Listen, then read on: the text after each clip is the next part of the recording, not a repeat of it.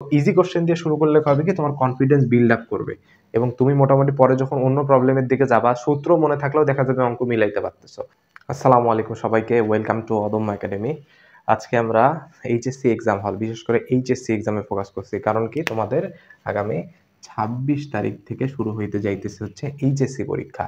So HSC exam হল strategy নিয়ে আলোচনা করব যে এক্সাম হলে আসলে তোমাদের কি কি মেনটেন করা দরকার এবং আসলে তোমার এক্সামের আগে কি কি মেনটেন করা দরকার। এটা খুবই গুরুত্বপূর্ণ কাদের জন্য? যারা খুব ভালো প্রিপারেশন নিয়েছে, যারা মিডিয়াম, যারা খারাপ প্রিপারেশন, মানে কি অল ওভার স্টুডেন্টের জন্য এটা তোমাদের সবার দেখা উচিত। কারণ কি জানো, তোমরা হচ্ছে দেখা যাচ্ছে অনেকদিন পর একটা এক্সামে বসতে যাচ্ছ এবং তোমার বোর্ড এক্সামের মতো এক্সাম, ঠিক আছে, প্লাস তোমাদের এত আন্দোলন সান্দোলন এত কিছু করছো। সো এটা মানে বোঝা যাচ্ছে তোমাদের অনেকের প্রিপারেশনটা খারাপ। সো এখন এক্সাম হলে যাবা, এক্সামটা যাতে ঠিক মতো দিতে পারো। এমন অনেক আমি আমার ফ্রেন্ডদেরকে দেখছি, অনেককে দেখছি যারা প্রিপারেশন অনেক ভালো, কিন্তু এক্সাম হলে কিছু ভুল করার কারণে দেখা যায় তার এ প্লাস মিস যাচ্ছে, গোল্ডেন মিস যাচ্ছে, ঠিক আছে, কাঙ্ক্ষিত রেজাল্ট করতে পারতেছে না, জাস্ট এক্সাম হলে কিছু স্ট্র্যাটেজি মেনটেন করতে পারতেছে না। সো দেখো, তোমার এখন আমরা হচ্ছে কি করতে হবে যে তোমার কিছু স্টেপ ফলো করতে হবে, মানে এগুলা জাস্ট সবাই বলে, তোমার জাস্ট আমার মাথার মধ্যে গেঁথে নিতে হবে এবং তোমরা যারা ভিডিওটা দেখতেছো স্কিপ না করে পুরোটা দেখো। দেখো যে তোমার কি, তোমার প্রথম হচ্ছে এক্সাম প্রিপারেশন। এক্সাম প্রিপারেশন মানে তুমি তো সব পড়াশোনা করতেছো, এগুলা তো আলোচনা আমরা করছি এক্সাম প্রিপারেশনটা কিরকম নিব। লাস্ট মোমেন্টে আমরা মোটামুটি লাস্ট আমি কি বলছি, লাস্টের দিকে একটা রিভিশন দেওয়া, যেটা আমি বলছিলাম হচ্ছে রিভিশনের রিভিশন, ঠিক আছে, মানে রিভিশন আমি কি কি দিচ্ছি ওইটা একটা লাস্ট মোমেন্ট পড়াশোনা হইতে পারে। ওই দিন সকালে উঠে 1 ঘন্টা পড়া, অথবা রাতে অ্যাটলিস্ট দেখে নেওয়া। সকালে উঠে পড়লে সবচেয়ে ভালো, তো তুমি ভোরবেলা উঠে গেলা পড়া, এবং এই কয়টা দিন মোটামুটি তোমার হচ্ছে এখন থেকে শুরু করে 21 তারিখ আজকে, এখন থেকে শুরু রেগুলার একটু সকালে ওঠার চেষ্টা করো। এটাও তোমার এক্সাম প্রিপারেশনের একটা অন্তর্ভুক্ত। কারণ কি, তাহলে 10টার দিকে আর ঘুমটা ধরবে না, ঠিক আছে, ঘুম ঘুম ভাব নিয়ে আর পরীক্ষা দিতে হবে না। সো একটু তাড়াতাড়ি ওঠার চেষ্টা করো। সো আমার রিভিশন মানে কি, আমার সূত্রগুলা, কি পয়েন্টগুলা, এগুলা মোটামুটি দেখা, মানে যেটা আমার লাস্ট, মানে এমন কিছু জিনিস থাকে যেটা এক্সাম হলে ঢোকার আগ মুহূর্ত পর্যন্ত দেখলে বেশি ভালো হয়। সো ওই জিনিসগুলা কিন্তু এটার কারণে, এটা আমার এক্সাম প্রিপারেশন গেল, তো এটার কারণে আমার বেশি প্যানিক করা যাবে না। বেশি প্যানিক করা যাবে না যে আমার কি হবে না হবে, আমার বেশি ওভার কনফিডেন্ট থাকা যাবে না। তো আমার দুইটা জিনিস আমাকে ফেলে দিতে হবে, একটা হচ্ছে প্যানিক করা, একটা হচ্ছে ওভার কনফিডেন্ট থাকা। ভাই যা আছে আল্লাহর ভাগ্যের উপর ছেড়ে দাও না, নিজে প্রিপারেশন নাও, আল্লাহর উপর সবকিছু ছাড়ো, তাই না? নিজে চেষ্টা করো, বাকিটা আল্লাহ দিবে। আল্লাহ যদি চায় তুমি পরীক্ষা অনেক ভালো মতো দিতে পারো, অনেক ভালো প্রিপারেশন নিয়ে, আল্লাহ না চাইলে তুমি হয়তোবা অসুস্থ হয়ে যাইতে পারো, পরীক্ষা নাও দিতে পারো। সো সবকিছু আমাদের অলমাইটি আল্লাহর উপর ডিপেন্ড করতেছে, ঠিক আছে। সো আল্লাহকে সবকিছু উত্তর প্রাধান্য দেওয়া। তো এক্সাম প্রিপারেশনে আর কিছু অন্তর্ভুক্ত করতে পারো, যেমন তোমার হচ্ছে যে তুমি এর পরের দিন এক্সামতে যাবা, এক্সাম হলে কিভাবে যাবা, কয়টার দিকে বের হবা, এই টাইমটা একটা শিডিউল করে রাখা, যে আমার এক্সাম হলে যাতে দেরি না হয়। এবং অ্যাডমিট কার্ড, তোমার হচ্ছে রেজিস্ট্রেশন কার্ড, সবকিছু ভালো মতো আমার ফাইলের মধ্যে আগের দিনই ঢুকায় নেওয়া, যাতে পরের দিন এনে ভেজাল না হয়। ক্যালকুলেটর ইস্যু নিয়ে একটা কথা হচ্ছে, তোমার কাছে যদি হচ্ছে অন্য টাইপের ক্যালকুলেটর জোগাড় করতে পারো, এক্সাম হলে নিয়ে যাও, পারলে 2টা ক্যালকুলেটর রাখো। কারণ কি, একটা এক্সাম হলে যদি নষ্ট হয়ে যায় তাহলে আরেকটা ইউজ করতে পারো, বা 2টা ক্যালকুলেটর রাখো। এটা অনেকে শুনলে হাসি পাইতে পারে, কিন্তু আমি কিন্তু অ্যাডমিশনে 2টা ক্যালকুলেটর নিয়ে দিছিলাম, কারণ যদি আমার হচ্ছে মোটামুটি যে নষ্ট হয়ে যায় তাহলে আরেকটা ক্যালকুলেটর লাগবে। সো তোমরা এইচএসসি দিচ্ছ, এখানেও বলবো যে মোটামুটি 2টা ক্যালকুলেটর হাতে রাখার চেষ্টা করো, যদি পারো, না থাকলে সমস্যা নেই, কারণ একটা নষ্ট হয়ে গেলে ক্যালকুলেটর তো লাগেই, ঠিক আছে। সো আমার প্যানিক করা যাবে না, এক্সাম হলে প্রিপারেশন নিতে হবে। এখন এক্সাম হলে ঢুকলাম, এক্সাম হলে ঢুকে আমার কি, প্রথমে তো এমসিকিউ দিবে, এমসিকিউর কি আমার সেট কোড পূরণ করতে হয়। তো এই বিষয়গুলো, সেট কোড, রেজিস্ট্রেশন নম্বর, এই সবগুলো খুব ধীরে সুস্থে ভালো মতো পূরণ করতে হবে আমার, ঠিক আছে। মাথা পুরো কুল রাখতে হবে, যে মনে করতে হবে এটা আমার একটা পরীক্ষা। তো এই জায়গায় কোনো রকম প্যানিক করা যাবে না, মাথা কুল রেখে সবকিছু পূরণ করতে হবে। তারপরে আসো, যখন কোশ্চেনটা দিয়ে দিবে, কোশ্চেনটা যখন দিয়ে দিবে তখন পুরো কোশ্চেনটা একবার রান দিবা, ঠিক আছে। পুরো কোশ্চেনটা একবার রান দিবা, মানে কি, এখানে পুরো কোশ্চেন একবারে পড়া যাবে না, জাস্ট চোখের ঝাপসা উল্টা পাল্টা দেখা কোন অধ্যায় থেকে কোন জায়গা থেকে কোশ্চেন করছে এবং আমি ওই জিনিসটা পারি কিনা সাথে সাথে ব্রেন এগুলো কাজ করে নেওয়া। তো আমরা কোশ্চেনে অ্যারাউন্ড হচ্ছে 2 থেকে 3 মিনিট সময় দিব। কতক্ষণ? 2 থেকে 3 মিনিট সময় দেবো এটা বুঝতে, যে আমার কোন কোন প্রশ্ন দিয়ে শুরু করব, ঠিক আছে। কোশ্চেনটা পুরোপুরি দেখে নিব। যদি আমার কোনো কোশ্চেন কমন নাও থাকে, যদি আমার দেখা যাচ্ছে 2টা 3টার বেশি সৃজনশীল দিতে পারতেছি না, তাও কোনো রকম প্যানিক করা যাবে না ভাই, নিজের মধ্যে সাহস রাখতে হবে, বারবার বলতেছি এটা। তারপরে কি, তুলনামূলক ইজি কোশ্চেন দিয়ে শুরু করা। অনেকে পণ্ডিতগিরি করে কি, যে হচ্ছে এইটা তো একটু টাফ আছে, এইটা আগে সলভ করি, বাকিগুলো তো ইজি আছে। তো এইটা করলে হবে কি, তুমি ওইটা যখন পারতেছো না, ইজি কোশ্চেনও পারবা না, কারণ কি, একটা টাইমের ঘাটতি হবে, আর একটা কি, তোমার কনফিডেন্স লো হয়ে যাবে। সো ইজি কোশ্চেন দিয়ে শুরু করলে হবে কি তোমার কনফিডেন্স বিল্ড আপ করবে এবং তুমি মোটামুটি পরে যখন অন্য প্রবলেমের দিকে যাবা সূত্র মনে থাকলেও দেখা যাবে অঙ্ক মিলাইতে পারতেছো। সো বা হচ্ছে দেখা যাবে যে বাংলার ক্ষেত্রে যদি বা আইসিটি ক্ষেত্রে বলে এগুলো সেম, যে জিনিস মনে থাকলে থিওরি মিলাইতে পারবা। সো দেখা যাচ্ছে যে ইজি কোশ্চেন দিয়ে আবার মোটামুটি আগে শুরু করতে হবে, ইজি কোশ্চেন দিয়ে অ্যান্সার করা।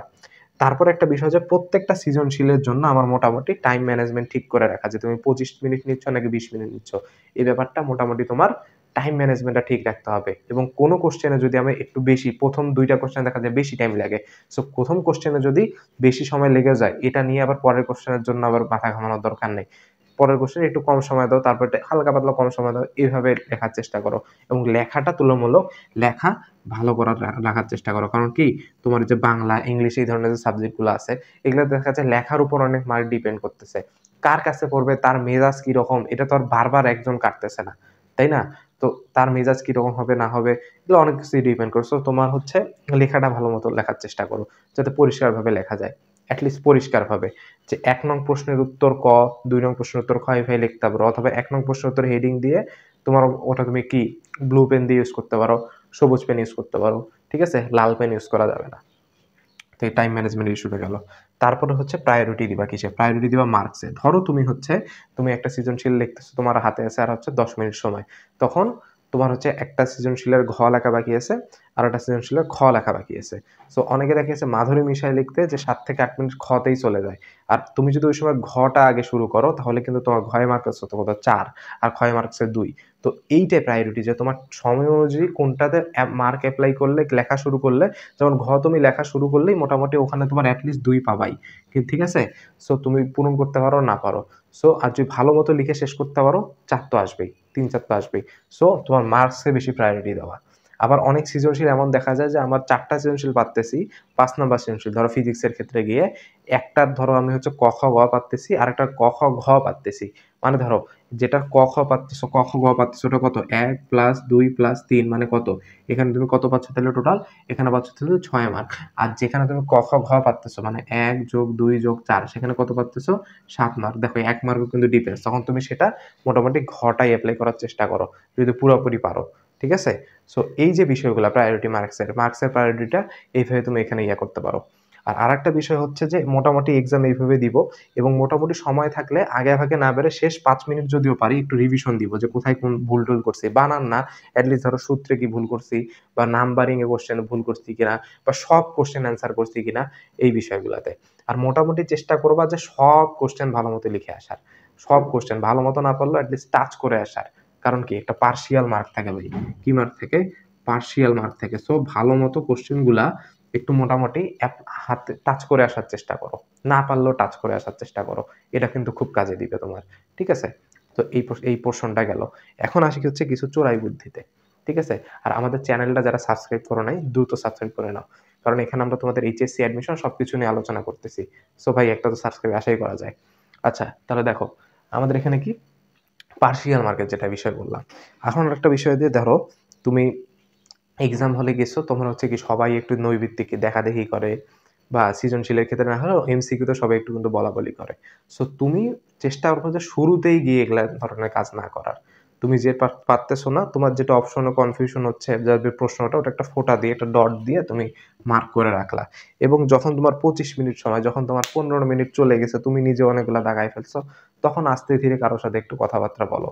কিন্তু শুরুতেই মার্ক হয়ে গেলে কিন্তু সমস্যা। ওই টিচার কিন্তু তোমাকে যদি একবার মার্ক করে ফেলে, তো দ্বিতীয়বার কোনো একটু ভুল না করলেও টিচার যদি একটু এলোমেলো দেখে, তোমারে কিন্তু খাতা কাড়িয়ে নেবে, ঠিক আছে? সো শুরুতে না গিয়ে একটু 15-20 মিনিট, 15 মিনিট 17 মিনিট এইরকম সময় গিয়ে একটু এই হেল্পগুলো নেওয়ার চেষ্টা করো, ওকে? এবং যদি টিচার কখনো কিছু করো, টিচারের সাথে কখনো আর্গুমেন্টে যাবা না, কারণ টিচার তোমার ক্ষমতা রাখে এক্সপেল করে দেওয়ার। তো টিচারের সাথে কখনো আর্গুমেন্টে যাবা না। টিচার যদি বলে যে তোমার হ্যাঁ তুমি এটা তুমি দেখছো কিন্তু তুমি দেখা দেখি করো নাই, ঠিক আছে, কে সুন্দর মতো খাতা দিয়ে দাও, সে একটু পরেই তোমাকে খাতা দিবে, ঠিক আছে? সবারই মোটামুটি মানবতা আছে ভাই, ঠিক আছে? আর এইচএসসি তে এটা দেখা দেখি হয়, এটা সবাই মোটামুটি অ্যালাউ করে, কারণ হচ্ছে তোমার এটা হচ্ছে একটা বোর্ড এক্সাম, এত বড় একটা এক্সাম, ঠিক আছে? আচ্ছা, এই বিষয়টা গেল। আরেকটা বিষয় যে বলি, আমি একটা এক্সপেরিয়েন্স শেয়ার করি, যে আমার যখন এসএসসি পরীক্ষা হয়, তখন আমার সামনের জনের সাথে মোটামুটি সেট কোড আমার সামও মিলে যায়। তখন আমরা করি কি, যে সাথে সাথে সেট কোডটা পূরণ করে ফেলি, কারণ যদি টিচার তো আবার দেখবে যে সেট কোড তোমার মিলছে কিনা, কারো তোমার সেট কোড পূরণ করার আগে কিন্তু চেক করে। সো যখন দেখতো যে মিলে গেছে তখন আবার কি করতাম আমাদের বলো তো? আমাদের আবার চেঞ্জ করে দিত। তো আমরা কি দেখেছি ২ জন মিলে আবার পূরণ করে ফেলছি। তখন তো চেঞ্জ করতে পারে নাই টিচার। তো যাই হোক, তো মোটামুটি যদি সামান্য বিচরণ দেখো তো আগেভাগে সেট করে পূরণ করে ফেলতে পারো। ঠিক আছে? এটা তোমার সবকিছু বিবেচনা করে।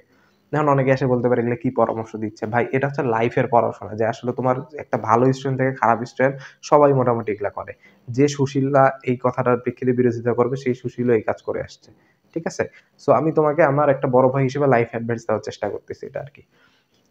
তো মোটামুটি এই বিষয়গুলাই এবং তোমরা এক্সাম হলে ঢোকার আগে মোটামুটি তোমাদের অনেক হচ্ছে স্মার্ট ওয়াচ এগুলা বিষয়ে সতর্ক থাকবা। মোবাইল-টোবাইল দেখা গেছে মোবাইল তোমার পকেটে নিয়ে এক্সাম দিচ্ছ বা এই সময়ে যদি তোমার ধরা পড়ো কারো কাছে, তাহলে হচ্ছে তোমার টিচার যদি এগুলো বুঝতে পারে তোমাকে এক্সপেল ও করে দিতে পারে। সো এই ব্যাপারগুলোতে মোটামুটি খুব সতর্ক থাকবা।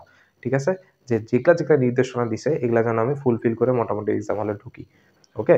আর মোটামুটি প্যানিক করা যাবে না ভাই তোমার। মোটামুটি কেন? কোন রকমের প্যানিক করা যাবে না। ভালোমতো এক্সামটা দিয়ে আসতে হবে এবং আল্লাহর প্রতি খুব ভালোমতো তোমার ভরসা থাকতে হবে। ঠিক আছে? এখন ইবাদত বন্দেগি করো, নামাজ কালাম পড়ো, আল্লাহর কাছে দোয়া করো। যতটুক চেষ্টা করছো তুমি তো সিরিয়াস হইলেও হইছো না ভাই লাস্ট ৮-১০ দিন। পরীক্ষা দাও। ঠিক আছে? পরীক্ষা দাও ভালোমতো। ইনশাআল্লাহ ভালো কিছু হবে। সো আজকে এই পর্যন্তই। তোমাদের যেকোনো কোয়েশ্চেন থাকলে কমেন্টে করতে পারো। ধন্যবাদ সবাইকে।